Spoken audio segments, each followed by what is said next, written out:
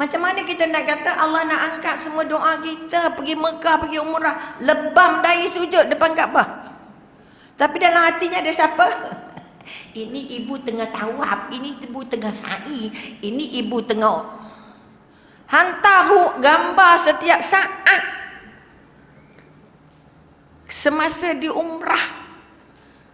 Sedangkan di sana kita jadi tetamunya siapa?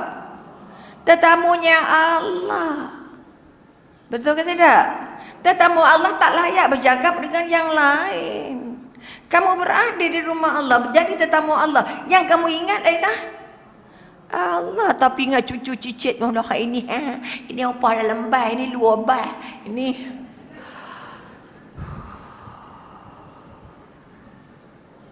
Pergi baki penggambar, ini buka baki.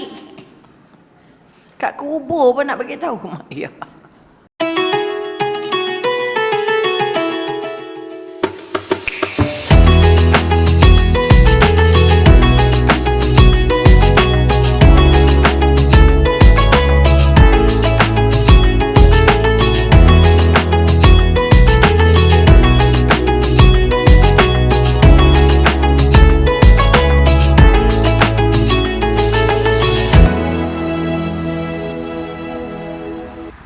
Mikrofonnya mesti di belah kiri. Betul.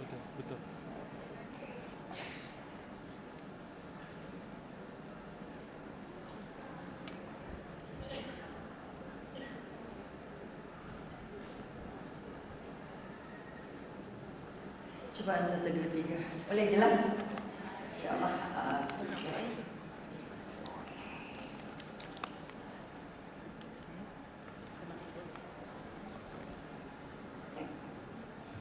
A'udzubillahi minasyaitonir rajim. Bismillahirrahmanirrahim.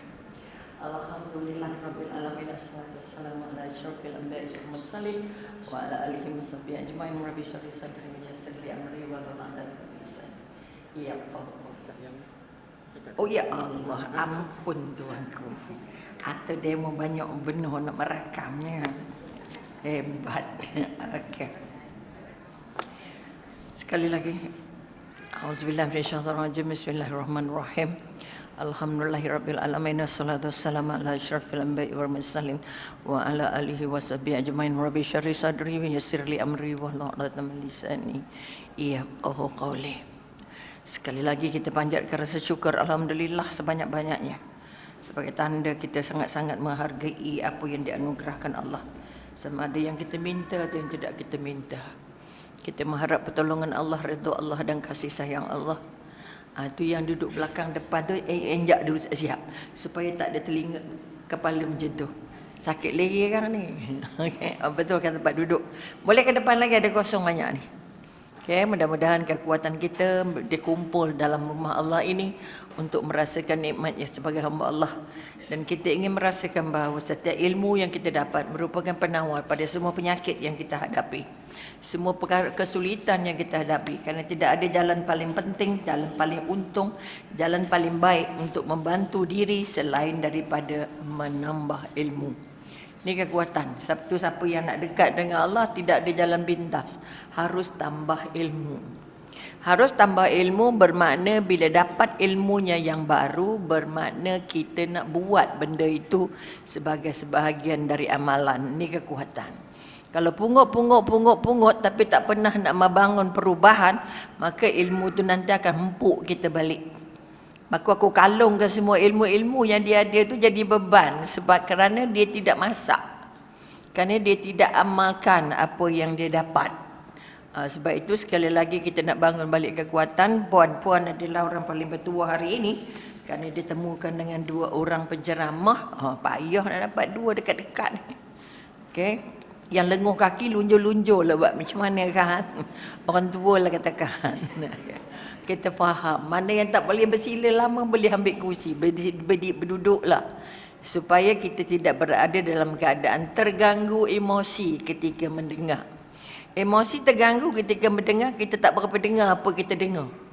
Dan yang bila tak berapa dengar bermakna kita tak berapa faham. Okey, syukur alhamdulillah. Allahumma salli ala sayyidina Muhammad wa ala alihi wasallam. Ni juga merupakan kunci untuk dapat sihat. Selawatlah sebanyak-banyak tanpa henti. Allah akan angkat semua sakit, terutamanya sakit-sakit yang tak nampak. Sakit yang nampak, luka tersepit pintu kereta, boleh pergi hospital.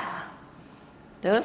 Tetapi sakit-sakit yang perasaannya tak jelas, fikirannya kelang kabut, perkataannya kurang cantik, ketenangannya tercabut, maka ini merupakan malapetaka paling sulit walaupun fizikalnya sehat.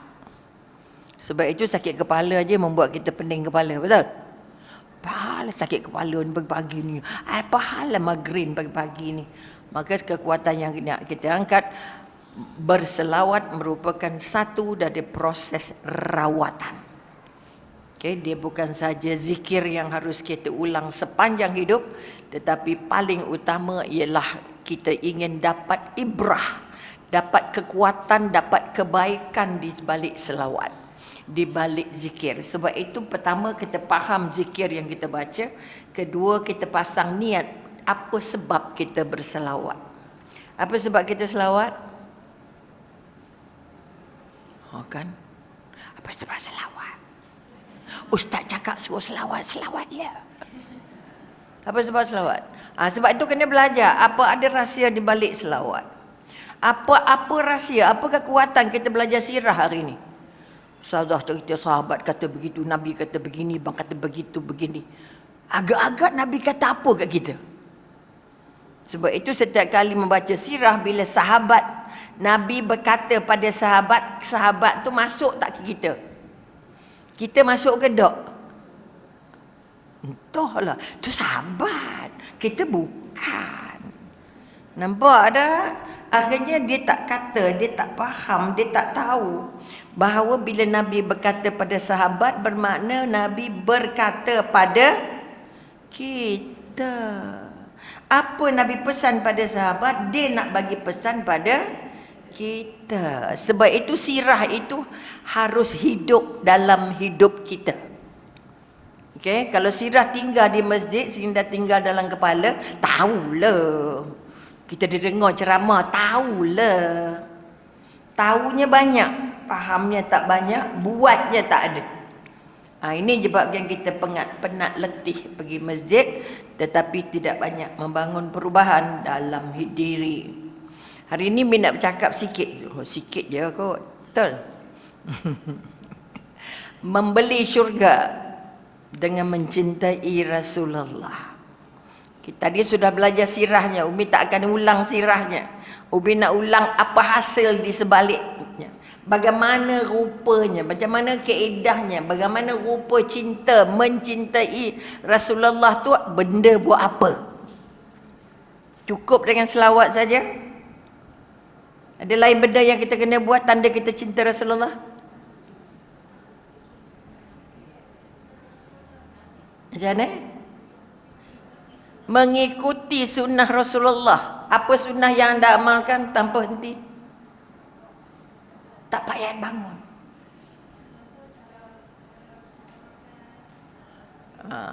Itu kita kata baru sunnah-sunnah kecil harian. Boleh faham? Kalau kita hanya dapat perlakuan fizikal Nabi, makan tangan kanan ambil dekat gitu gini, nampak tak? Sebab itu kita ada sunnah dari segi syariat. Ini nombor satu. Hukum, hakam, peraturan, segala benda yang dipesan dari Al-Quran. Karena Al-Quran turun melalui Rasulullah. Ada hadis-hadis Nabi. Jangan sebab bila sebut je sunnah, cara tidur sengit sikit, cara gitu, makan itu sikit, ini sikit. Itu tak salah. Itu kita katakan perlakuan harian dari segi fizikal. Kalau nguak tutup, kalau makan dengan kanan kata sebut alhamdulillah, sebut bismillah. Okay? Tapi lebih besar dari itu, setelah mengamali, membuat, menghayati Apa yang Nabi aksikan pada fizikalnya dalam kehidupan harian, kita nak yang paling utama, kita nak ambil syariatnya. Nak ambil apa ilmu yang Nabi ajar, apa peraturan yang Nabi bagi. Maka kita katakan kekuatan untuk dapat. Kita siapa sekarang? Who are you?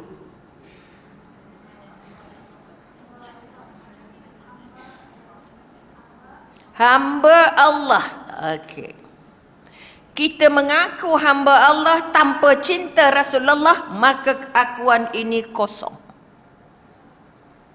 Tidak beriman mereka yang mengaku beriman tapi tidak cinta dengan Rasulullah. Ini yang kita paling takut sekali.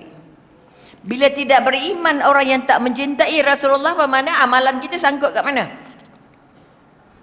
Siapa nak bawa kita jumpa Rasulullah? Okay? Sebab itu kalau kita ambil ada banyak hadis, banyak ayat Quran. Kalau kita kata Rasul pernah bersabda, tidaklah beriman seseorang di antara kamu, tidak beriman seseorang di antara kamu, okay, sebelum aku menjadi orang yang paling dicintai. Cuba semak tepuk dada, siapa dalam hati kita? Siapa orang yang paling puan sayang, puan? Cakap je bukan hukum gantung. Salah tak apa. Siapa dalam hati puan sekarang? Dah tak ada nyawa pula. Nanti bodoh semua hidup. Baik jawab. Siapa yang paling puan sayang? Ibu bapa. Okay? Ada lain jawapan? Puan siapa yang paling puan sayang? Ni kekuatan. Rata-rata nak jawab macam puan ni jawab. Siapa yang paling dekat di hati saya? Siapa yang tersimpan di hati saya? Mak saya, ayah saya, anak saya, suami saya, reta saya, kereta saya, rumah saya.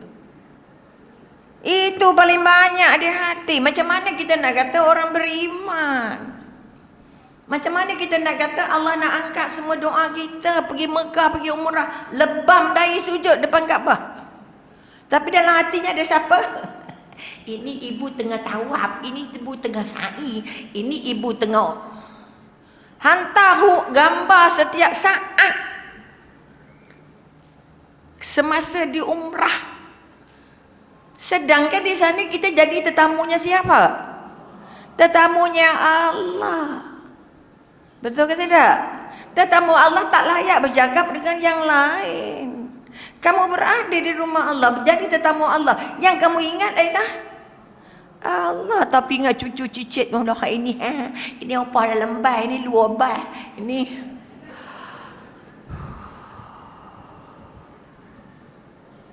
Pergi baki penggambar, ini buka baki. Kat kubur pun nak bagi tahu. Ya. Hati-hati yuk. Kalau anda sudah daftar untuk jadi tetamu Allah, layannya ialah tuan rumah. Kamu jadi tetamu, jangan pandai-pandai buat sendiri. Betul atau tidak? Berapa mana banyak tak agak-agaknya apa kata-kata travel agent bagi tahu. Kita sekarang jadi tetamu Allah. Kamu ikut apa yang Allah mau, bukan hantar WhatsApp pagi petang siang malam. Bukan hantar Facebook, hantar Twitter, hantar tong-teng. Sudah. Ini adab yang tidak disemai dalam travel agent. Yang penting sampai Mekah, sampai umrah. Dah buat umrah. Dah. Ini kali ke-10. Jangan main-main. Walaupun saya bukan orang kaya. Apa jadi? Kosong. Ni kekuatan. Umi bukan nak jadi sombong. Bunyinya macam marah-marah. Tapi sebenarnya memang marah lah.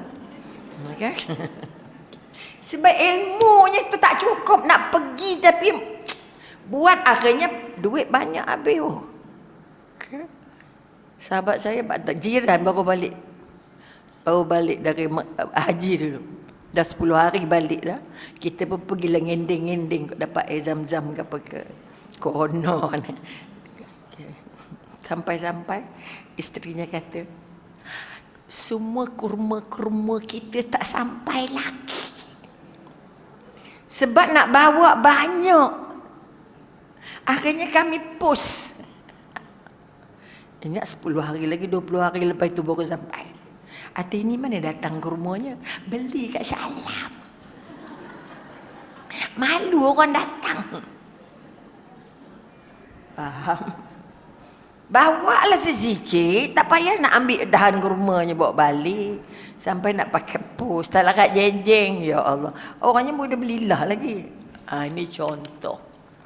Okay? Oleh itu kerana apa? Kita belajar ilmu buat umrah tapi tak belajar apa benda nak diubah ketika berada menjadi tetamu Allah. Sembang macam sembang orang Kuala Lumpur. Sembang macam sembang rumah. Kalau WhatsApp, kalau bercakap. Sampai nak habis makan dah. Ni dengan anak sembang.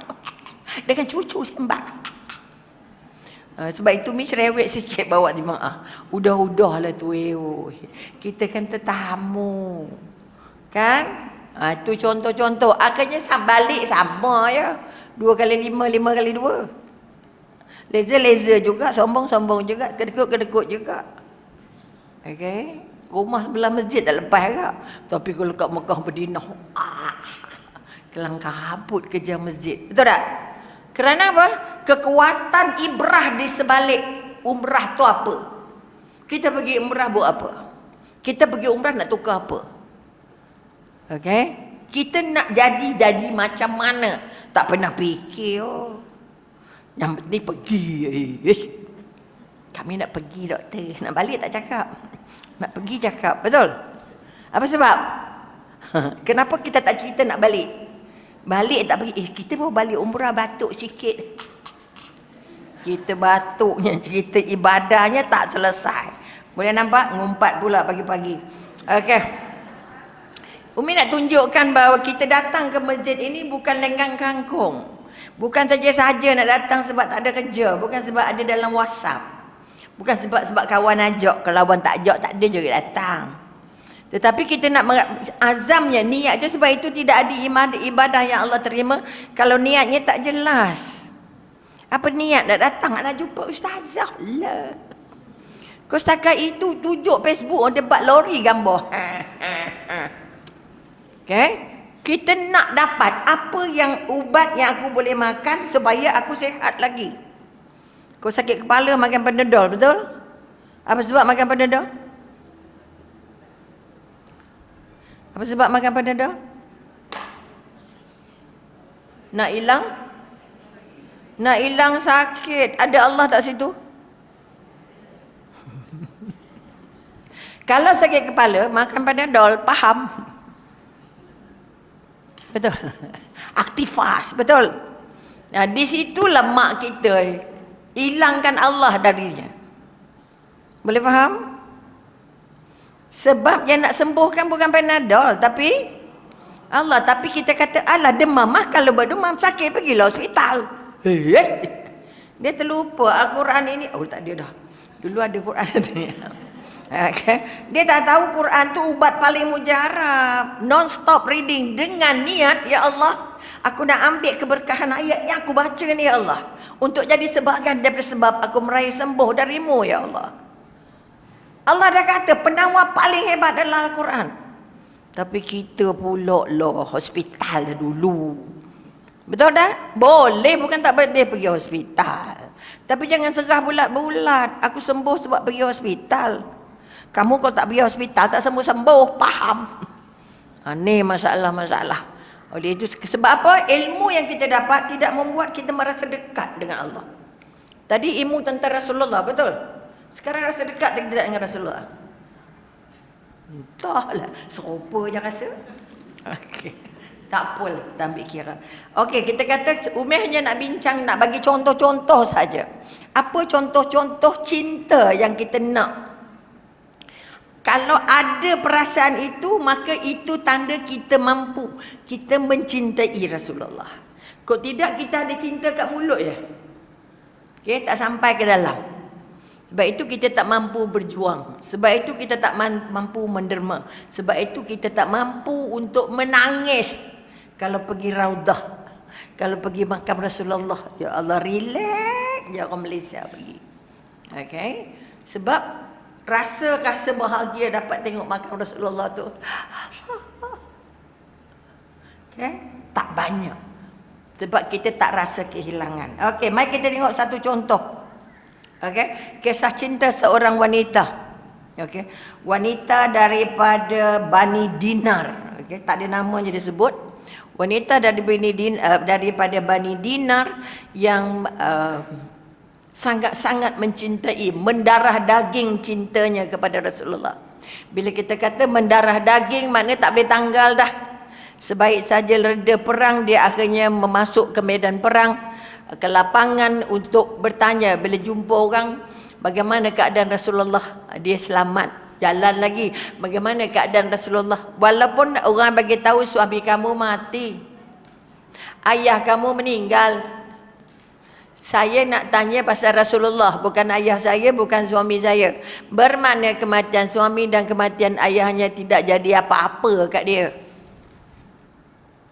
Kita macam mana? Semak balik.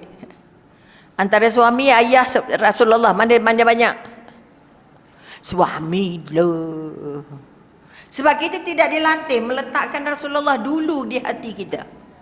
Sebab itu dari hari ini kalau siapa tanya apa-apa dengan kita, siapa orang paling kamu sayang? Pertama, aku sayang Allah, kedua sayang Rasulullah. Aku tak sayang diri aku pun.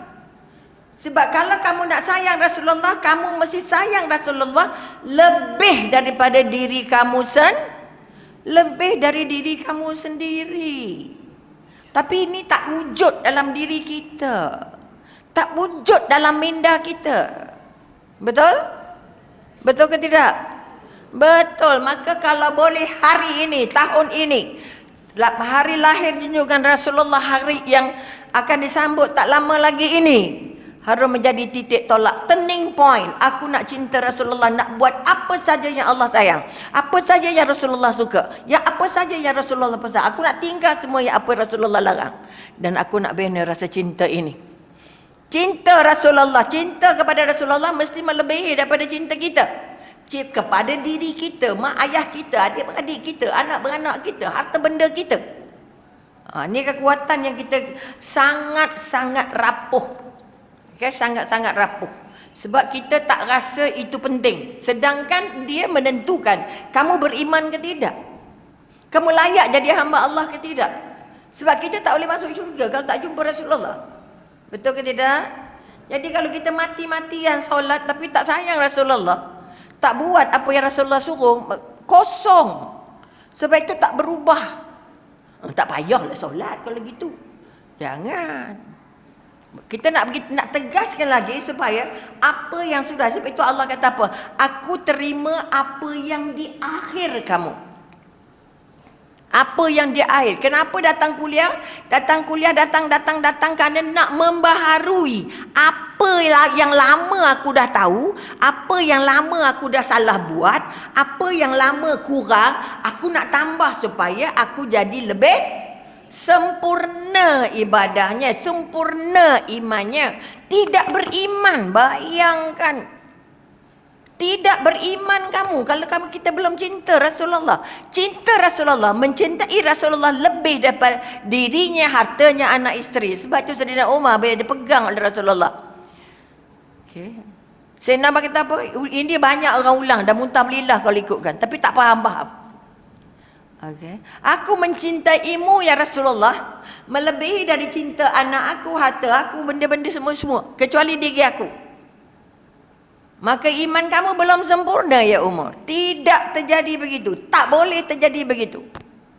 Kamu mesti cinta dengan aku melebihi dari cintanya kepada diri kamu sendiri. Ini dialog yang sangat penting yang harus kita ingat. Okay?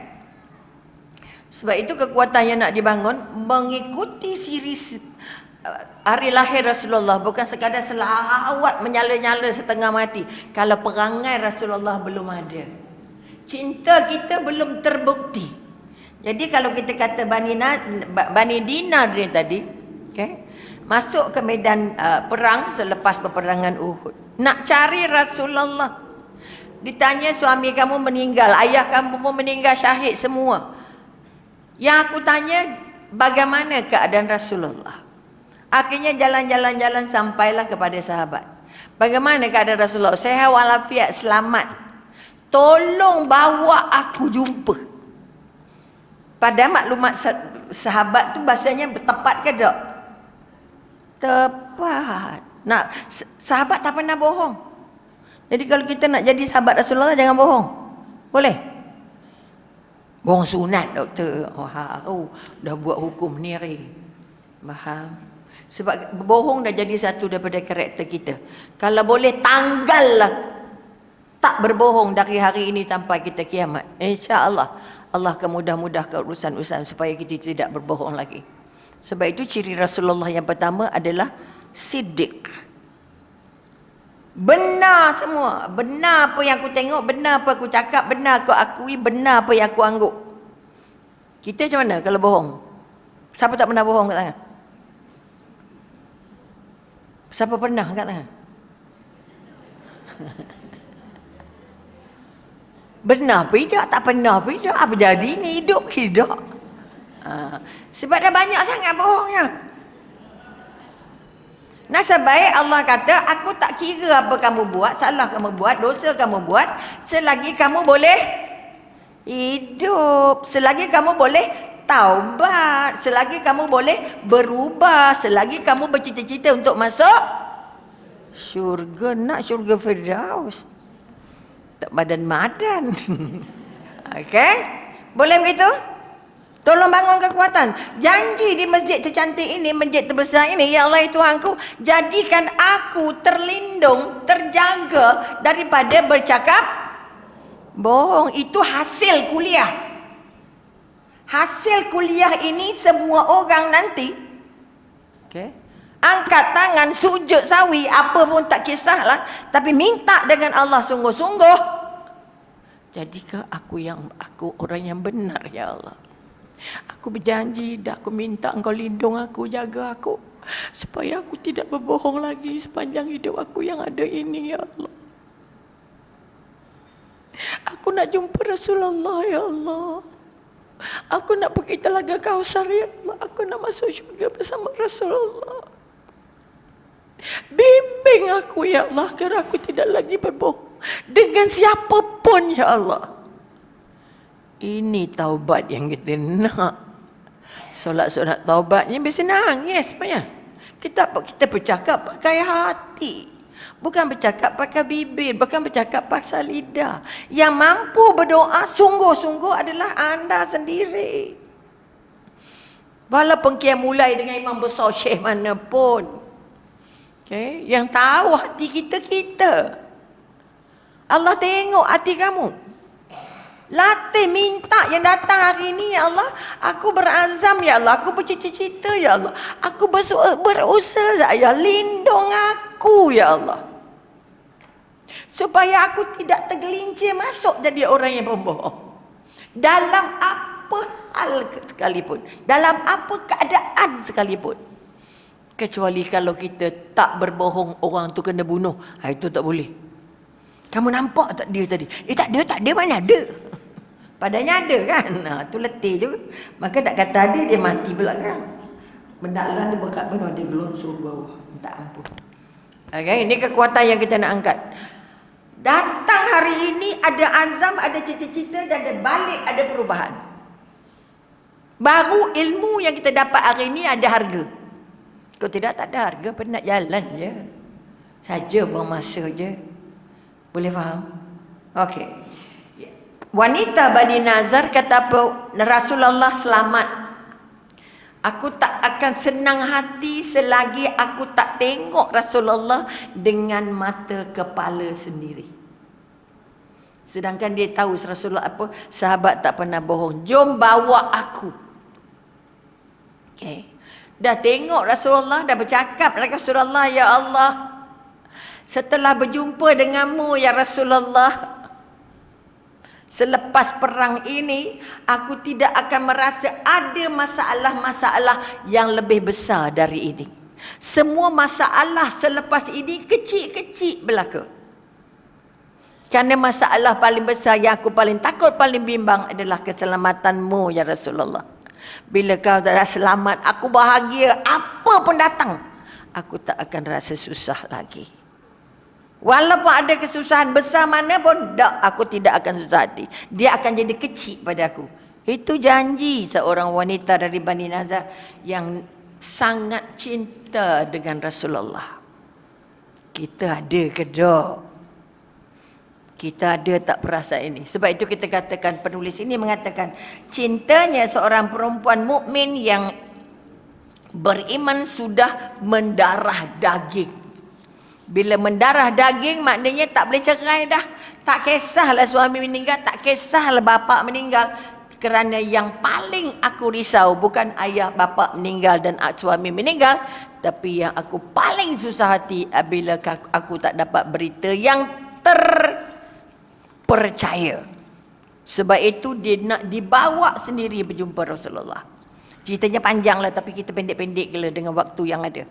Jelas. Nah, hanya bertujuan untuk memberikan apa situasi yang kita kata kita cinta Rasulullah.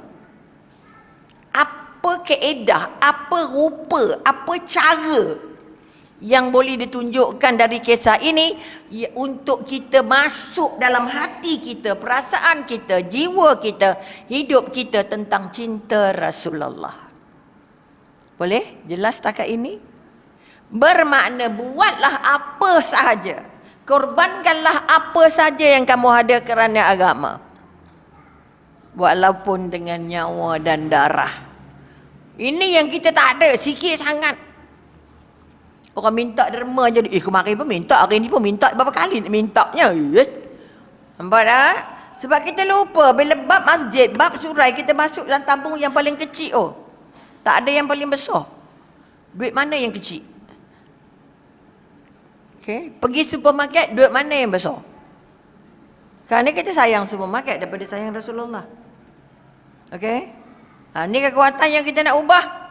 Sebanyak mana aku berkorban untuk Rasulullah, bantu agama Allah supaya Rasulullah besok tersenyum tengok aku. Aku berkorban banyak untuk memastikan agama ini terpacak tegak. Okey? Megah. Ramai yang sedar, ramai yang faham, ramai yang tahu. Ini kekuatan yang kita nak angkat. Okey?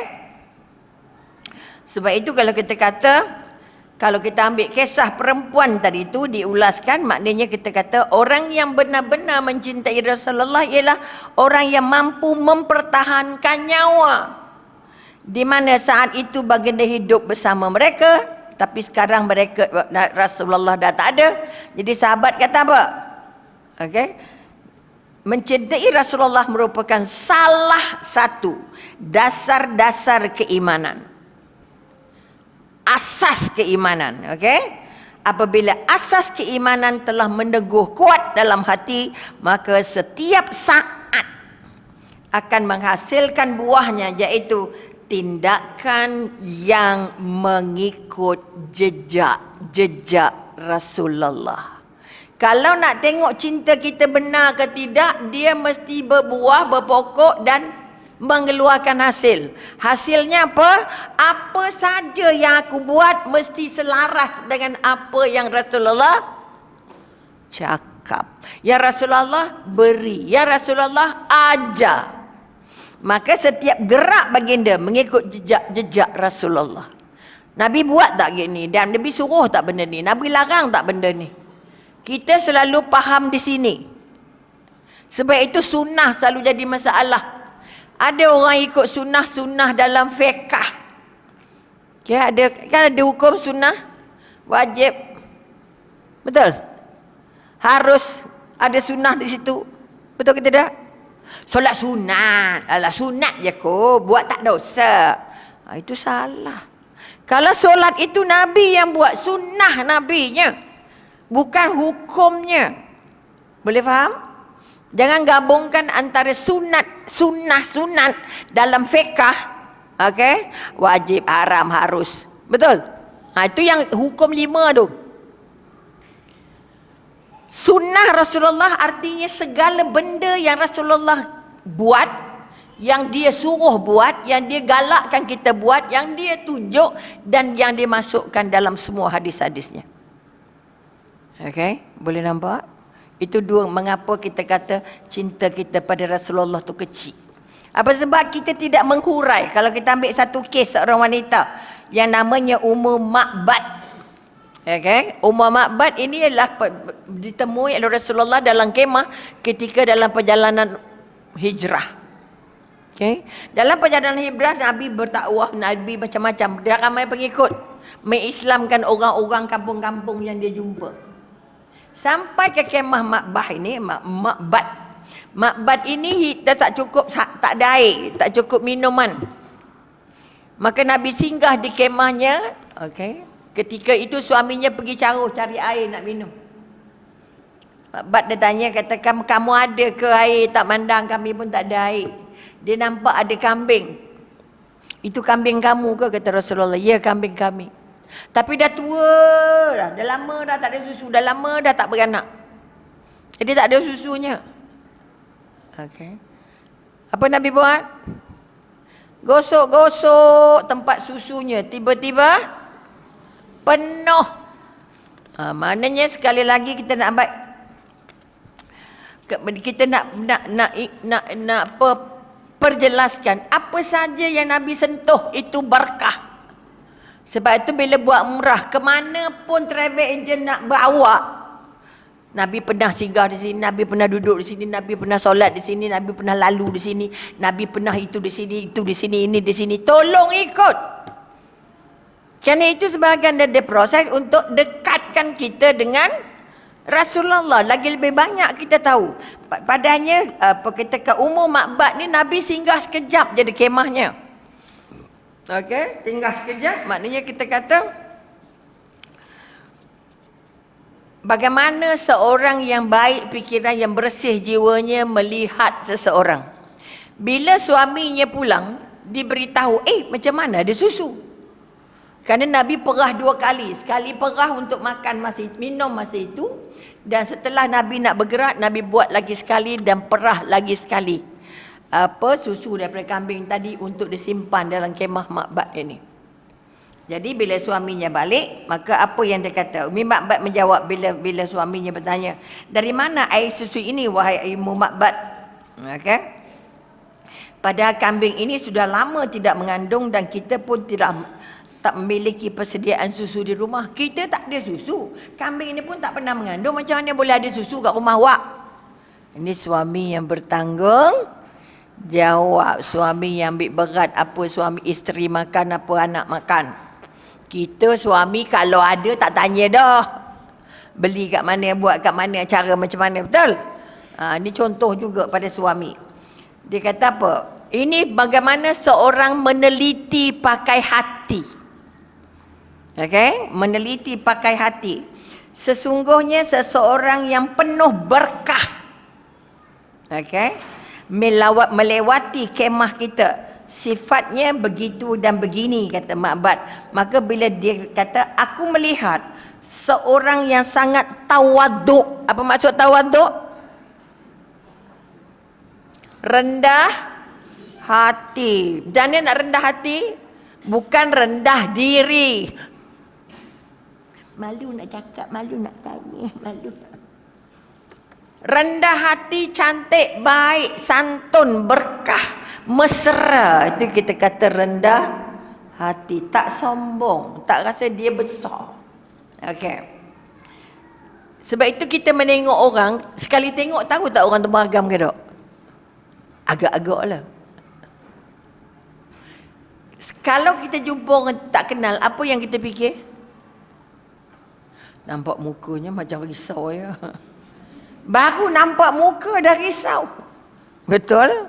Ni bermakna pandangan kita boleh memberi hadiah pada kita. Sama ada orang itu boleh buat kawan ke tak boleh buat kawan. Betul? Sebab itu kepala kita akan buat satu judgement. Oh takut tak sesuai ni. Tak beritahu tak boleh lah. Tengok takut. Tengok muka dia pun. Tak boleh. Nampak tak? Itu insting yang Allah dah letak dalam kepala kita. Yardstick. Sebab itu kita kena tambah ilmu. Macam mana nak baca di muka orang. Macam mana rasa nak tengok muka orang dengan jernih. Faham jernih? Orang baik tak payah cakap dia baik. Macam mana kita tahu orang baik? Dari mana-mananya? Air muka lagi. Kalau air muka dia tak bercakap macam mana. Jadi kita jadi. Pertama kita kata orang tu baik apa? Agak-agak je lu, tebak je lu, bukan gantung. Cara dia tegur kita, cara bagi salam, cara dia senyum. Betul? Ini kekuatan, sebab itu jangan muka 4 segi je. Saya memang macam ni. Jangan. Nabi sampai-sampai dah bagi salam, dah tanya khabar, dah pegang dah anak dia. Ya Allah, sihatnya kamu. Puji. Ya Allah, seraknya rumah kamu. Itu bukan, itu keji. Tengok dengan hati putih. Okay, pakai macam mana pun tak kisah. Yang penting bila buka mulut orang dah rasa kita baik.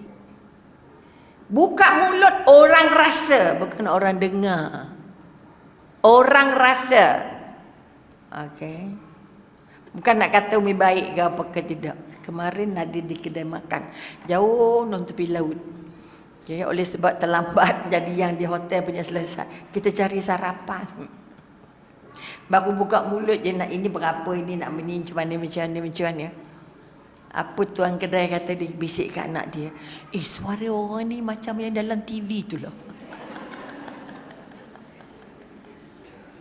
Dia berbisik, kedai je kecil je. Geranya kita dengar lah apa lagak dia bisik dah orang ni. Cuma bila anak Umi nak bayar, itu yang dalam TV tu ke? Saya selalu ikut dia. Mana tahu, kata anak saya. Secara dia bercakap. Baru nak order makan je. Order roti canai, order nasi campur. Faham tak? Bukan nak kata Umi baik.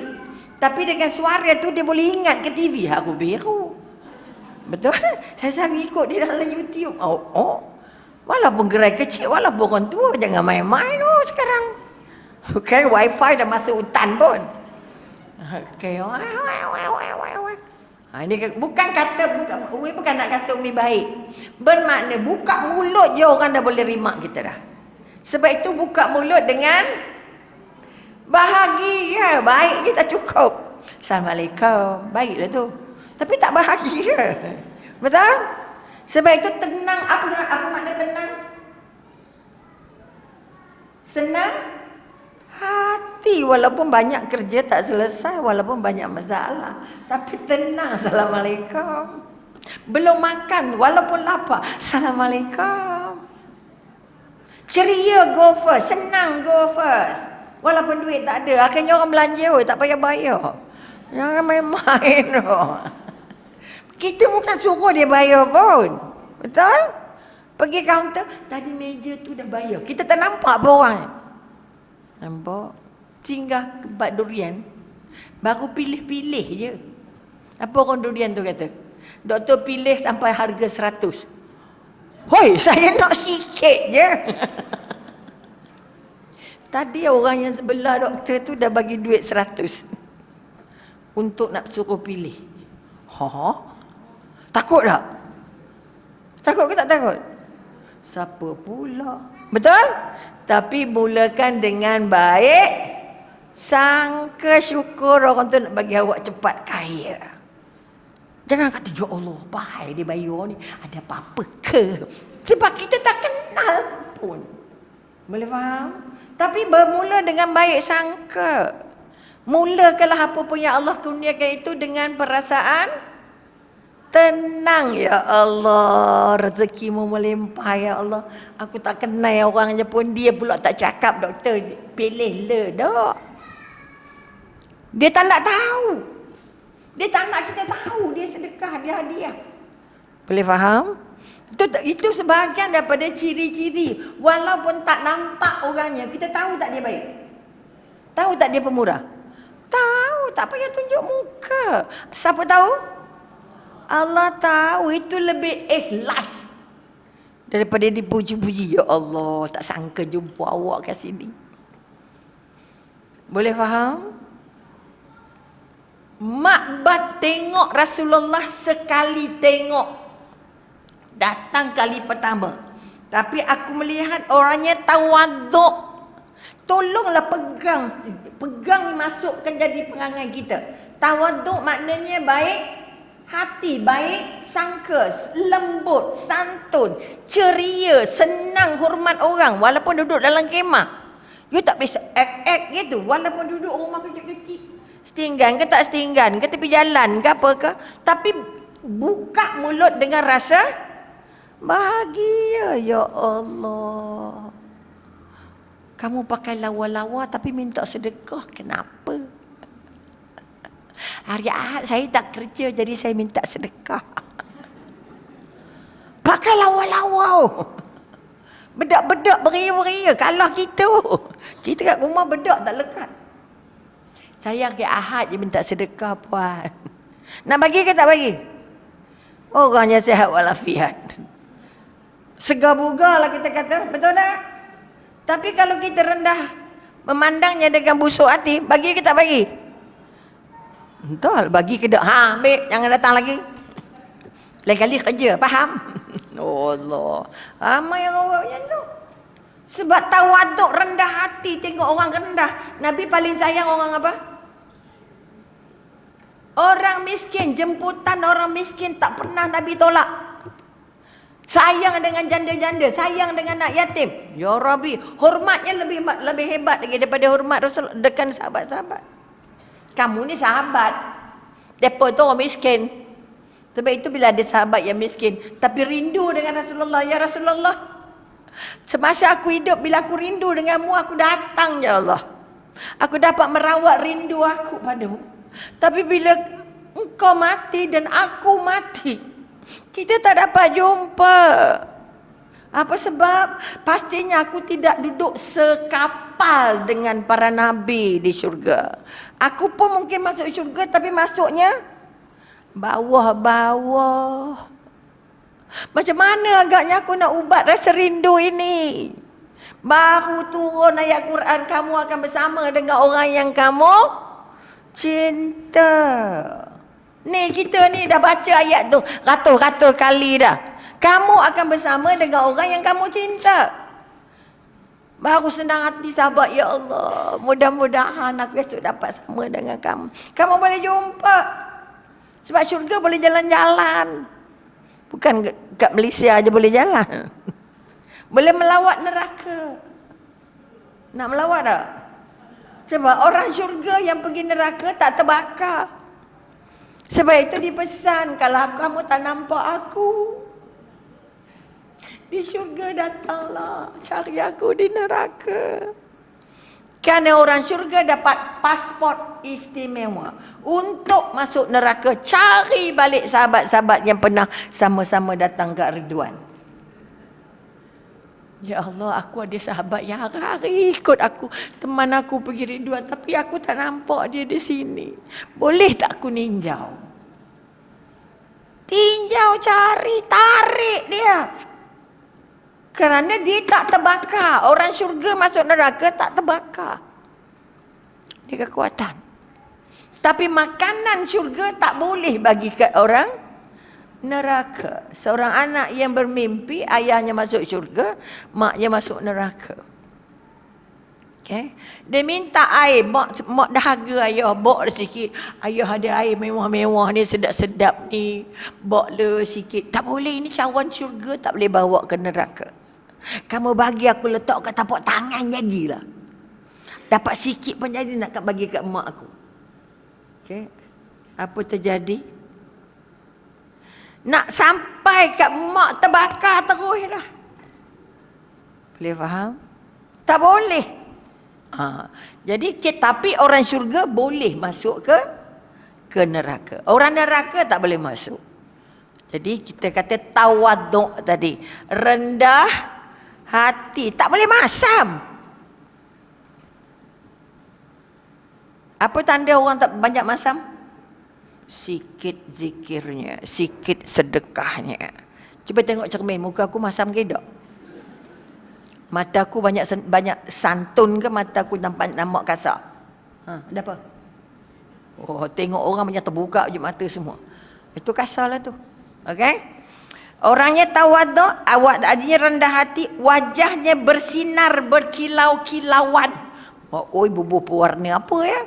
Kita pun nak kilau-kilau je kat kening, kat sini, kat ada semua nak kilau. Betul? Jadi hati-hatilah yang nak pakai makeup liklap-liklap. Okey. Baik budi pekertinya padahal baru jumpa. Baru jumpa tapi orang dijumpa dah tahu rasa dah. Dah dapat rasa yang orang itu baik hati, baik budi pekertinya. Okey. Badannya tegap, indah dengan bentuk kepalanya yang sangat tampan. Ini orang yang teliti. Terpesona kita kata. Dia teliti habis-habis. Mi bacakan ini untuk kita terbangun rasa tak nak tengok. Rasa nak jumpa ke tak? Ni kekuatan dibaca bukan saja-saja. Dah tahu dah. Nampak dah? Tu selalu kita kata. Allah kisah Nabi. Dah tahu dah. Jangan. Biar dia terulang banyak kali. Sampai masuk ke urat saraf. Supaya dia terus mendarah daging. Mendarah daging. Tak keluar dah. Okey. Matanya elok. Mata elok maknanya apa? Mata hitam je besar. Orang nampak macam mana. Bila elok, emosi yang dibagi kat mata tu apa? Cantik, mesra. Kita bercakap baik bukan di mulut kot. Baik di wajah. Baiknya di mata. Mata 70% cantik. Cantik kita ada 70% di mata. Ada sikit di mulut, sikit di hidung. Tapi mata nombor 1. Okay, tak. Jadi matanya cantik apa maksud? Matanya elok.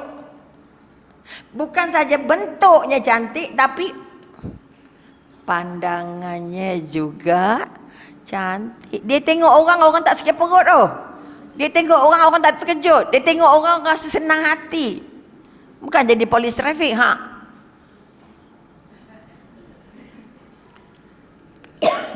Gumpat banyak ni. Tak maaf ya.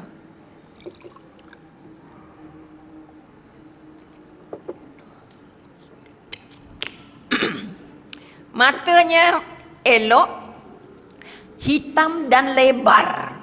Kita nak elokkan mata macam mana? Boh ini, tambah itu, tambah ni. Sampai tak boleh buka mata. Betul? Tambah macam-macam. Bagi tahu ke anak, jangan tambah-tambah apa yang Allah dah bagi. Sebab yang Allah bagi cukup cantik dan sempurna. Okey?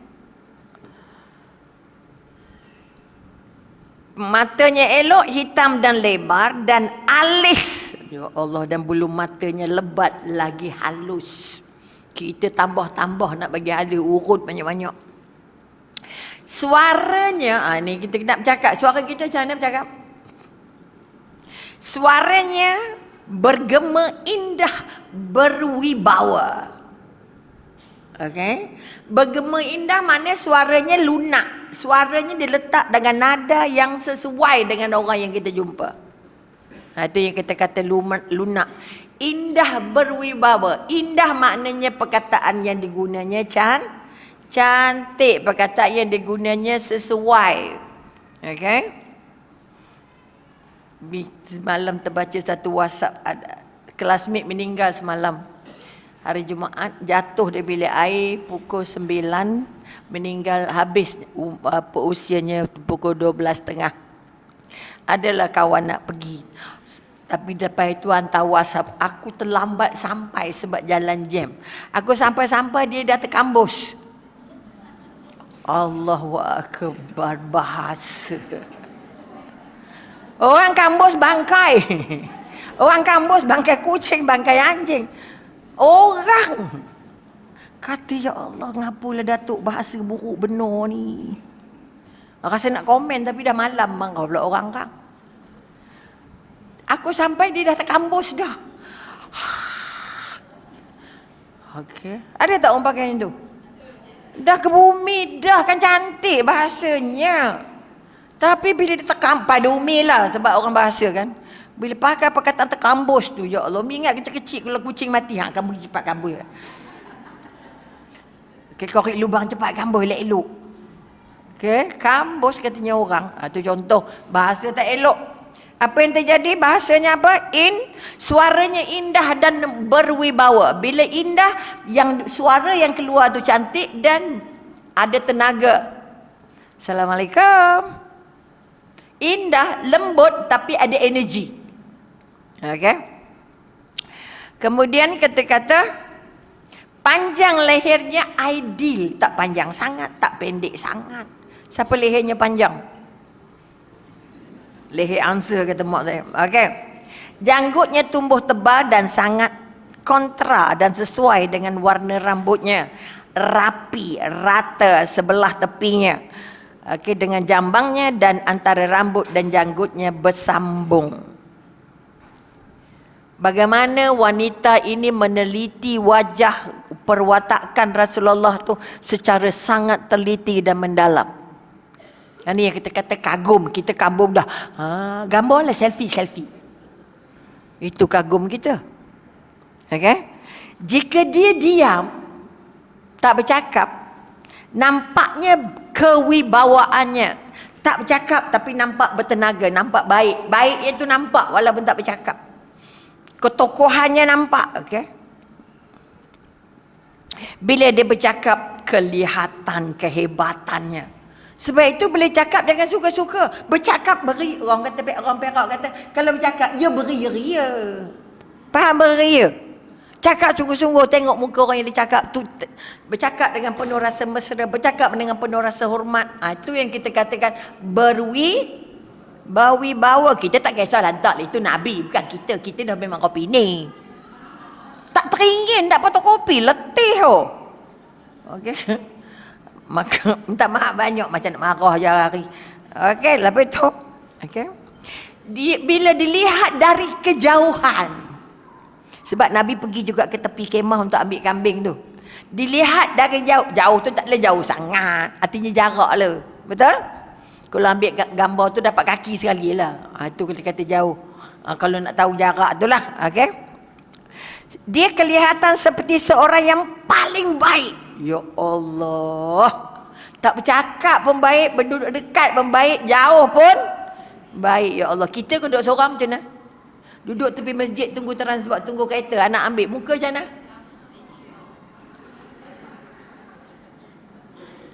Okey. Okey. Bila dilihat dari dekat, ya Allah. Umi nak masukkan semua ini dalam kepala, dalam perasaan, dalam hati, supaya setiap kali doa, ya Allah, temukan aku dengan kekasihmu ini, ya Allah, yang paling baik, paling handsome, paling bijaksana, paling berbahu ini, ya Allah. Aku nak karakter itu pada aku dan anak-anak aku, ya Allah. Angkat doa, ya Allah, jadikan karakter Rasulullah untuk anak aku, cucu aku, ya Allah. Aku dah tua, tak boleh berubah dah. Itu tanda dia nak. Dia sayang Rasulullah. Dia nak anak cucu dia nampak semua macam Rasulullah. Kelihatan berwibawa tu. Okey? Dilihat dari dekat, lihat seolah-olah seperti seorang yang paling tampan. Okey? Perbicaraannya tegas, jelas. Okey? Nada bicaranya seperti untayan mutiara yang berguguran. Berperwatakan sederhana, tindak tinggi dan tindak pendek. Dia bagaikan satu dahan di antara dua dahan, dan di antara tiga orang tadi gaya penampilannya paling bagus dan kedudukannya paling tinggi. Padahal dia tak tahu orang tu siapa pun. Tetapi penelitiannya, ni kita kata bercakap pakai mata, tengok enggak pakai mata. Bukan main tengok buta-buta, tak perasan lah. Macam mana rupa orang yang singgah tadi? Entahlah, tak perasan. Faham tak? Dah duduk depan mata, siapa duduk sebelah awak? Ada orang perempuan, dia pakai tudung ini. Tapi mukanya tak perasan. Busuk hati punya muka. Okay, sebab kita tengok orang sebelah, bagi salam. Supaya dia ingat kita. Okay?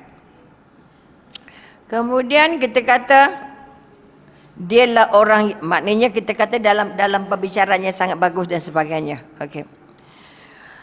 Itu gambaran dari yang dilukis oleh seorang, okey, seorang hamba je, duduk di kemah aja, tapi itu pun sudah memberikan kualiti yang sangat Hebat. Okey. Sebab itu kekuatan-kekuatan ini yang nak kita tanamkan balik kepada kisah. Itu tadi gambaran. Kita ni jarang ada gambaran. Bila jarang ada gambaran, jarang mengkagumi. Sebab itu salah satu tanda cinta Rasulullah, mesti baca sirah.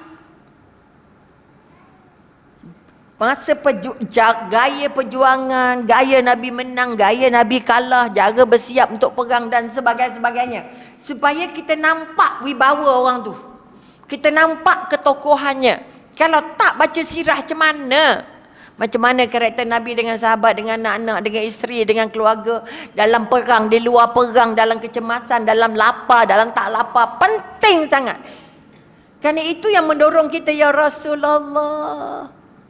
Kalau kamu ikat perut di batu, lapar. Aku nak makan bulan puasa satu meja.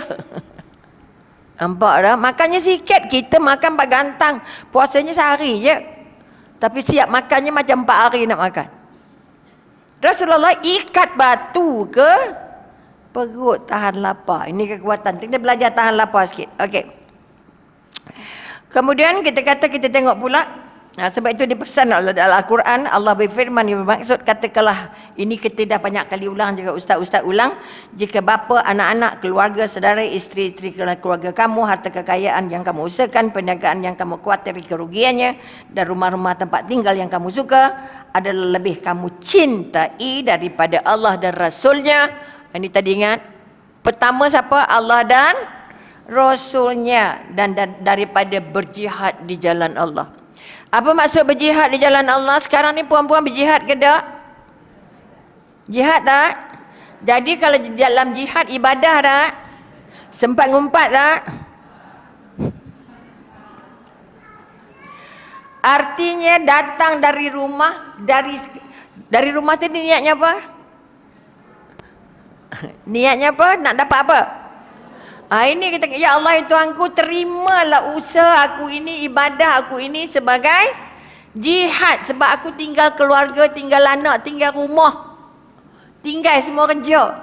Nak dapat ilmu-Mu ya Allah. Masalah tak berniat. Masuk je masjid. Yelah tu. Boleh faham? Berniat dari rumah, ya Allah, terima perjalanan aku dari rumah ke Masjid Ar-Ridwan ini sebagai jihad. Sebab itu orang Islam ni gerak je doa, gerak je niat, gerak je niat, gerak je doa. Sebab itu dipesan bahawa doa itu senjata. Kalau berjalan tanpa senjata apa jadi? Takut. Nanti nak buat macam mana? Tapi kalau dah pasang senjata, doa itu senjata. Nampak orang magam, ya Allah itu aku bagi dia tak nampak aku, ya Allah. Nampak apa pun. Kita tadi nampak sampai nak turun kereta, kucing jenjeng anaknya, digigit dekat lehernya. Ya Allah, jadikanlah aku sebaik maknya kucing, ya Allah. Aku tak ke tengah jalan tu je, jarang dah tengok kucing jenjeng anak macam itu. Kucing pun dah malas dukung anak juga macam kita. Tapi tadi ternampak, ya Allah, bagilah aku dapat kebaikan sebagai baiknya hati kucing ini, ya Allah. Nak lintas jalan tu luas tu. Dia lalu tepi-tepi kereta, jangan main-main. Lama ni perhati, ya Allah, tinggal jalan dia penat, berhenti kejap. Dia betulkan dia punya gigit tu gigit balik. Jangan main-main. Itu kasih sayang tu. Betul? Kita tengok, alah kucing biasalah tu. Itu yang keras hati. Nampak tak? Kita ambil ibrah pada setiap peristiwa yang Allah tunjuk kat kita. Supaya kebaikan dan kekuatan datang ke kita. Tapi kita dah, alah kucing je kot. Allah, letih kok. Bila anak-anak jumpa kucing, cucu-cucu, tak payah kotor. Jangan usik kucing dia. Ya. Ni busuk-busuk hati nenek-nenek bawa cucu pergi pasar. Itu kucing kotor tu. Kita hina binatang itu depan anak kita, depan cucu kita. Sedangkan itu makhluk Allah, dia tak ada dosa daripada kita. Kita pakai jubah panjang-panjang ni, dosa sepanjang jubah. Jangan main-main. Hati-hati, ya Allah Tuhanku. Okay. Ni ngumpat lagi nasib. Minta ampun lepas ni kang. Okey. Jadi jihad ini bukan pergi perang. Jihad bermakna apa saja yang kamu buat untuk memperjuangkan agama yang kita ada. Untuk memperjuangkan agama supaya dia berjalan terus. Jangan terbatal. Jom kita pergi Ar-Ridwan. Nanti kamu kesian Ustazah. Tak ada orang cakap dengan dinding je. Itu jihad. Oh. Boleh faham? Ini kekuatan. Jadi maknanya, kalau tidak berjihad, kalau sayang keluarga, sayang perniagaan dan semua, lebih daripada Allah dan Rasulullah, agak-agak ibadahnya ke mana? Kuntang. Sebab itu ramai orang berniaga tak solat, ramai orang berniaga tak tutup aurat, ramai orang berniaga nak masuk TikTok, noneng, beli. Betul? Kita pula yang banyak masa ni beli kat TikTok murah. Oh Allah, membeli je kerja. Pakai tak tahu ya gedok. Okey. Nah, Allah juga berfirman yang maksudnya tadi dari surah Taubah ayat 24. Sekarang ni dari surah Al-Ahzab ayat 6. Dipesan Allah, Nabi itu mestilah lebih utama bagi orang mukmin dari mereka sendiri. Ini yang disebut tadi. Okey. Kemudian kita ambil kira, kita kata tadi kita dah bercakap bagaimana Sayyidina Umar ditegaskan supaya kamu dipegang je tangan Sayyidina Umar, dan Sayyidina Umar sudah pun mengungkapkan cintanya yang baru. Aku sayang kamu ya Rasulullah lebih daripada aku keluarga, harta aku. Okey? Tapi dia tak sebut lebih dari diri aku. Itu yang Nabi kata kamu salah. Iman kamu belum sempurna. Kalau Sayyidina Umar yang diramal 3 kali masuk syurga tak sempurna iman, kita ni ke mana? Koyak rabak weh. Jangan main-main. Jangan rasa dia layak masuk syurga. Siapa rasa layak masuk syurga kat sana? Ada? Oh, kita ikut ceramah semua yang main-main. Kita dah pergi umrah siang malam, pergi petang yang main-main. Okey? Jangan pernah ada rasa kita ni memang benar-benar layak dah, ready dah. Aku okey je. Tidak ada siapa-siapa yang diberikan kekuatan untuk merasa dia layak masuk syurga. Sebab itu Nabi, ya Allah Tuhanku, jauhkan aku dari neraka, masukkan aku syurga. Padahal dah janji dah, kamu ni calon syurga. Sayyidina Umar tu dah 3 kali diramal Rasulullah untuk jadi calon syurga. Semua khalifah dijadualkan masuk syurga. Tapi Sayyidina Umar macam sakit, ya Allah, aku takut. Kenapa takut ya Khalifah? Kamu kan dah ramalkan masuk syurga, 8 orang pertama yang masuk syurga. Aku boleh masuk syurga, tapi Nabi tak cakap aku lepas siksa kubur ke dok? Siapa senang siksa kubur, insya-Allah senang syurga. Tapi sangkut di kubur, susah di kubur, susah di alam barzah, susah tempat lain. Ini yang Sayyidina Uthman walaupun khalifah, takut, kita relax je. Ni yang kita kata banyak relax sebab tak tahu. Tak baca syurga tu apa, tak baca barzah tu apa, tak baca neraka tu macam mana, tak jadi macam mana perjalanan kita ke alam barzah. Nanti kita fokus pula macam mana ke alam barzah, tak ada apa. Okey, kemudian kita kata kita tengok kisah maka tanda cinta Rasulullah tadi kita kata tak beriman. Imam Nawawi kata apa? Okey. Kita mesti ada, cinta ada 3. Kita ambil ulang-ulanglah ke mana pun. Okey. Pertama, cinta kerana rasa hormat. Itu cinta yang pertama. Ini Imam Nawawi nak bagi tahu kita apa bentuk cinta yang kita nak kena semak dalam kepala kita, dalam hati kita. Pertama, cinta pada ibu bapa. Itu tandanya kita cinta kerana hormat. Okey.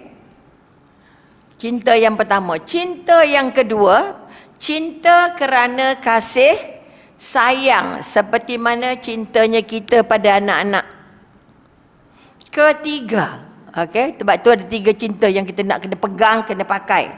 Ketiga, cinta kita pada sahabat, pada orang ramai.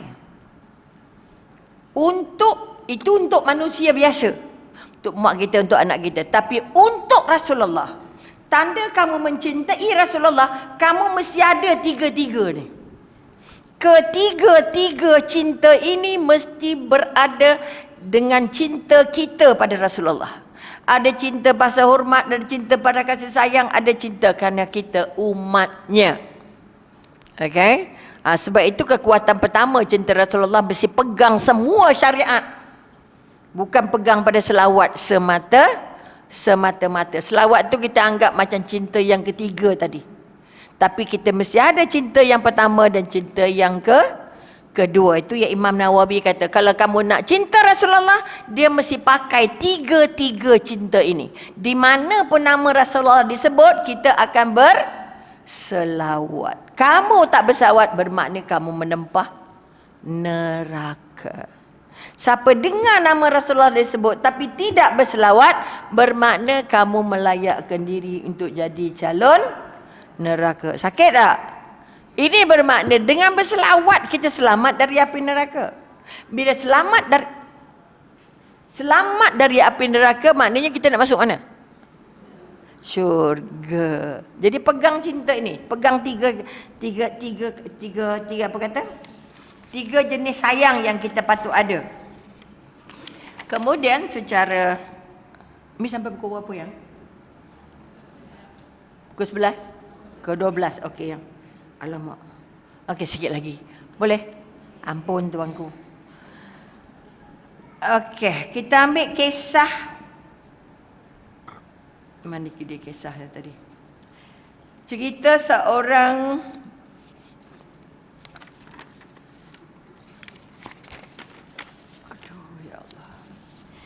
seorang gadis bernama Barirah. Okey. Pernah dengar? Barirah adalah seorang abdi yang nak dibeli oleh Aisyah. Okey. Mula-mula tak dapat, tapi akhirnya dapat dibeli. Bila dia dapat dibeli oleh Aisyah, ini ringkas-ringkaskan saja supaya dapat intinya. Nak tunjuk cinta dari Rasulullah macam mana. Barirah seorang hamba, dia kemudian dibeli oleh Sayyidina Aisyah, dimerdekakan, jadi orang merdeka.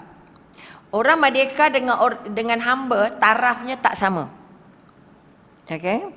Setelah dimerdekakan, barulah Sayyidina Aisyah dan Rasulullah tahu bahawa Barirah ada suami yang juga hamba. Okey. Suaminya sangat mencintai Barirah. Tapi dan Barirah juga sangat cinta dengan suaminya. Tetapi setelah dia merdeka, dia tidak jadi hamba lagi. Dia tidak lagi sesuai untuk jadi isteri kepada hamba. Okay. Itu hukumnya.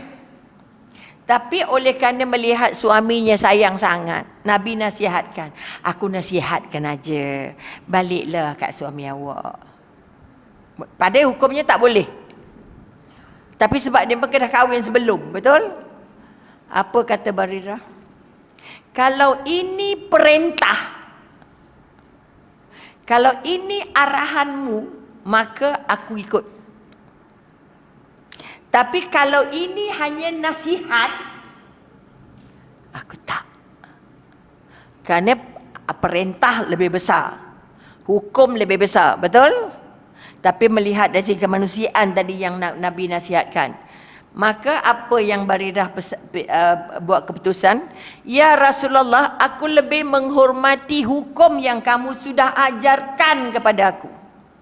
Maka orang merdeka tak boleh lagi bersama dengan seorang hamba. Maka aku membuat keputusan, aku tidak akan berbalik lagi dengan suami aku kerana sangat mencintai apa peraturan yang sudah diciptakan oleh agama, apa yang sudah kamu ajarkan. Boleh nampak cinta kepada apa yang sudah Nabi ajar, tinggal suami. Walaupun sebenarnya tinggal bukan saja-saja macam kita lah. Okay.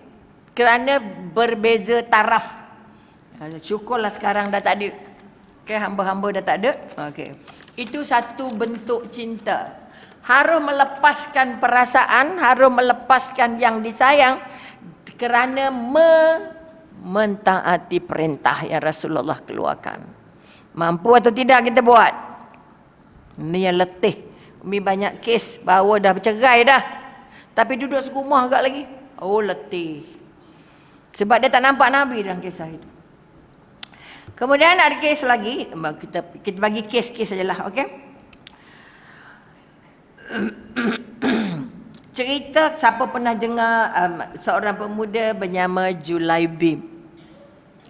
Okey, Nabi meminang Julaibib, seorang pemuda tapi tak handsome sangatlah. Abdi dan tak, orang kata tak handsome lah. Tak ada harta banyak dan sebagainya. Orang hitam. Di Mekah masa dulu kebanyakannya orang Arabnya putih-putih. Okey. Maka bila Nabi, tapi dia sangat dekat dengan Rasulullah. Banyak kerja di pasar, tolong angkat, tolong itu, tolong ini. Budaknya sangat rajin. Jadi satu hari dia bersama Rasulullah, Rasulullah tanya, kamu tak nak kahwin ke Julaibib? Siapa nak saya? Rupa tak ada, kata tak ada. Hamba lagi. Tapi kamu nak kahwin tak? Kata Rasulullah. Naklah ya Rasulullah. Apa Rasulullah buat? Dia pergi berjumpa dengan sebuah keluarga yang ada anak gadis. Okey, bila dia buat proposalnya, okey, wahai tuan-puan, saya nak meminang anak kamu. Bahagianya mak ayahnya, kerana ayatnya belum selesai. Okey. Okey. Wah, anaknya dipinang Rasulullah, jangan main-main, terus terima. Okey. Jadi bila diceritakan, aku pinang dia bukan untuk aku, untuk Julaibib. Ha. Sebab orangnya tak handsome lah, kata tak ada apa, tak ada kan. Oh, kalau Julaibib tak jadilah. Boleh faham? Mak ayahnya tolak peminangan itu. Dan syukurnya semasa penolakan itu, anak gadisnya dari bilik dengar. Kalau dengan Julaibib tak jadi. Kalau dengan Rasulullah jadi. Okay. Ini nak tengok cinta tak cinta. Mak ayah ada cinta orang ke tak cinta, tapi anaknya cinta Rasulullah. Orang yang cinta Rasulullah tidak akan tolak apa yang Rasulullah cadang. Jadi anaknya kata, saya terima pinangan itu. Walaupun dia pemuda miskin, tak handsome, rendah aja kata setengah sirah. Orangnya kecil-kecil je. Tak dia besar gagah macho, tak ada. Okey. Mengapa kamu setuju, kata mak ayah dia? Kerana ini pilihan Rasul yang pinangnya Rasulullah. Adakah kamu sanggup menentang cadangan dari Rasulullah? Oh, tercengang mak dia. Mak ini sebab itu kalau kita kata kita rasa betul, mak kita meragam, tolong bagi betul. Jangan berdosa sepanjangnya. Aku tidak akan rela menolak pinangan yang dipropos ataupun yang dicadangkan oleh Rasulullah. Sebab aku cinta dengan Rasulullah. Akhirnya, jadi tak? Jadi menikah. 5 hari selepas menikah, perintah perang keluar. Okay? Jadi akhirnya Julaibib pergi ke medan perang dan mati syahid. Selepas Julaibib meninggal, barulah ramai pemuda Arab pula nak meminang gadis ini. Apa sebab? Sebab cintanya kepada Rasulullah. Okay, mampu untuk menolak hajat mak ayah dia yang nak melawan Rasulullah. Aku terima kerana ini proposal yang dibuat oleh Rasulullah. Kalau kamu taat Allah, taat Rasulullah, kamu kena taat apa semua yang dicadangkan oleh Rasulullah. Jelas? Maknanya dalam hidup kita, cuba cari sirah yang apa yang Rasulullah kata betul. Apa yang Rasulullah kata salah, tinggalkan yang salah, ambil yang betul. Itu satu lagi jenis. Satu lagi jenis cintanya. Orang dah ngemeh, raha dah nak balik dah tu. Okay, tahu dah tu, faham. Tu dah lipat-lipat dah tu. Dah belik-belik beg tu, bagi tahu kat saya dah lah tu. Kemana nak balik dah. Cerita yang ketiga. Sebab itu every single move is meaningful, kata orang putih. Setiap gerak kamu bermakna. Faham orang tua depan ni. Okay. Soal apa? Cerita terakhir. Nak bagi cerita ni, dia belum cerita syurga lagi. Macam mana raya? Okey. Boleh? Ada yang nak bangun dah? Bangunlah, tak ada masalah. Yang ketiga, cerita dua wanita yang pakai emas. Gelangnya tebal-tebal. Banyaklah kiranya. Menghadap Rasulullah. Rasulullah nampaklah gelangnya. Apa Rasulullah tanya? Rasulullah jangan bukan tanya berapa banyak kamu beli tak. Dah bayar zakat belum? Okey. Kalau gelang yang kamu pakai ini belum bayar zakat, nanti mati nanti kamu digelangkan dengan api neraka. Cuba tengok gelang masing-masing. Dah timbang belum? Okey. Nabi tak kata buang ke apa ke. Nabi tanya zakat. Bayar zakat je. Agak-agak apa tindakan dua wanita ni? Nanti kami bayar lah. Itu kalau kita, betul? Tetapi orang yang cinta dengan Rasulullah, apa dia kata? Dia pun buka gelang yang besar tadi tu, letak dengan Rasulullah. Ya Rasulullah, kebuatlah apa-apa pun masuklah Baitul Mal. Kami tak ada lagi gelang ni. Kerana tidak mahu bergelangkan api neraka. Nabi cakap banyak tu je, tanggal semua. Boleh faham? Kita dah cakap dah jangan pakai riak nanti. Bukan nampak. Buat apa tengok-tengok, kita pakai untuk kita je. Tertarik. Padahal nak tunjuk orang sebenarnya. Nampak? Atas dasar cinta, walaupun sayang dengan hartanya. Tapi bila dengar hukum, terus hormat, terus ikut perintah. Itu di antara kisah-kisah. Tapi adalah 2-3 lagi, tapi tak apalah, dah ngemeng-ngemeng nak balik. Okay. Yang kita kata, ya dah lagi 5 minit je pun. Okay. Maka kita ambil kira bahawa ada banyak lagi, ada 2-3 kisah. Sebab ini memang kumpul kisah cinta ini supaya kita kata, okay. Last kali, menghias diri. Ini nak laju-laju, nak balik juga. Menghias diri dengan akhlak Rasulullah. Okay. Semua orang tahu akhlaknya kan? Pertama ini yang ringkas-ringkas kita ambil. Okay. Pertama kita katakan, jauh kemungkaran, jauh kesalahan, jauh maksiat. Itu semua orang tahu. Setiap yang buruk tu sama ada dari segi bentuk perkataan dan perbuatan. Kita jangan ambil kira perkataan. Jangan cakap kalau tak cantik. Kerana dia tak banyak baiknya. Yang penting perkataan dan perbuatan. Wanita banyak di neraka sebab percakapan, perkataan. Okey, kedua kita kata rendahkan suaramu ke saat berbicara. Kita dah pakai mikrofon lagi. Bila bercakap dengan orang, perlahan dia, rendahlah suara. Tak payahlah tinggi-tinggi, okey? Lebih lagi-lagi di tempat umum. Kemudian tundukkan pandanganmu dan terapkan adab-adab di jalanan. Apa adab di jalanan? Tunduk pandangan bukan tengok simen. Akhirnya tak tengok yang jahat, tak tengok yang tak ada beedah, tak singgah nak tengok sightseeing. Cuci mata. Okey? Arti itu tundukkan pandangan dan tidak melihat orang yang tidak ada kaitan dengan kita. Okey, bukan jalan duduk macam tu masuk longkang belakang. Okey. Kemudian terapkan adab-adab di jalanan. Apa adab di jalanan yang kita tahu? Berjalan dengan sahabat yang seiring sekata.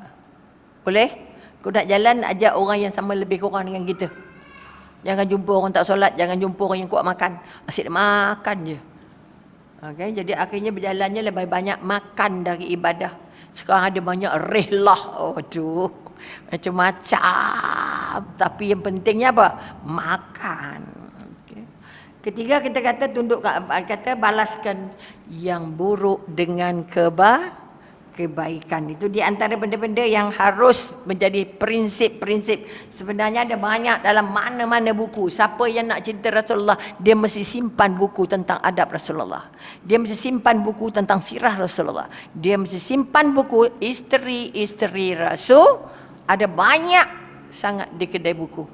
Jadi tolong ambil kira, tunjuk cinta anda dalam bentuk amali. Dan lakukanlah yang terbaik. Balas keburukan dengan kebaikan. Boleh tak? Allah, dia tak tegur kita, kita malas nak tegur dia. Jangan. Dia tak tengok kita, kita pun tak kisah tengok dia. Okey, boleh berubah ni? Nak cinta Rasulullah? Cinta 3 cara tadi, betul? Mudah-mudahan kita jadi orang yang paling senang, orang yang paling tawaduk, orang yang paling santun, yang akhirnya membangun kita menjadi contoh-contoh kita bertuankan Rasulullah. Auzubillah minasyaitonir rajim. Bismillahirrahmanirrahim. Alhamdulillahirabbil alamin wassalatu wassalamu ala asyrafil anbiya'i wal mursalin alaihi washabihi ajmain. Ya Allah yang Maha baik, ya Allah yang Maha dekat, ya Allah yang Maha pengasih, ya Allah yang Maha penyayang. Ya Allah yang Maha mendengar, ya Allah di pagi duhamu ini, ya Allah. Kami berdendah tangan, kami bercakap, kami berbincang, kami mengulas karakter-karakter kekasih-Mu Rasulullah, ya Allah. Angkatlah perbincangan kami ini menjadi sebahagian dari sebab kami diberi bimbingan, petunjuk dan hidayah untuk mengamalikan semua karakter-karakter Rasulullah, ya Allah. Jadikan kami dapat berjumpa baginda, ya Allah. Jadikan kami mampu untuk mencari bahan-bahan yang ada kaitan dengan Rasulullah. Jadikanlah kami mampu mengubah diri kami untuk jadi paling baik di mata manusia dan paling baik di mata-Mu, ya Allah. Ya Allah, ya Tuhan kami, jadikanlah amalan kami amalan yang terbaik yang sama dengan yang diajar Rasulullah. Ya Allah, ya Tuhan kami tidak tahu, kami banyak dosa, ya Allah. Maka basuhlah dosa-dosa kami agar karakter Rasulullah mampu kami terapkan. Kami kan jangan ingin jadi orang yang paling benar, ya Allah. Kami ingin berazam. Kami berazam untuk jadi orang yang paling jujur, ya Allah. Kami berazam untuk jadi orang yang paling amanah, ya Allah. Karakter yang dipunyai Rasulullah tapi tidak kami miliki, ya Allah. Dari hari ini kami mendatangkan kepada-Mu, ya Allah. Agar kami mampu diberi petunjuk hidayah, agar kami mampu mengikut menuruti setiap jejak-jejak Rasulullah. Agar kami benar-benar membangun cinta kami yang hakiki dan kami layak untuk berjumpa dengan baginda, mendapat syafaat dan akhirnya masuk syurga bersama baginda, ya Allah. Rabbana hab lana min azwajina wa dzurriyyatina qurrata a'yun waj'alna lil muttaqina imama. Rabbana la tuzigh qulubana ba'da idh hadaytana wa hab lana min ladunka rahmah innaka antal wahhab. Rabbana atina fid dunya hasanah wa fil akhirati hasanah wa qina azabannar. Wa sallallahu ala sayidina Muhammad wa ala alihi washabihi wasallam. Walhamdulillahirabbil alamin. Taqabbalallahu minkum minna wa minkum taqabbal ya karim. Sampai di sini dulu pertemuan. Okey. Mohon Ustazah umumkan kutipan derma untuk dana pembangunan dakwah Masjid Ridwan Ulu Langat. Okey, kutipan akan dilakukan oleh anak-anak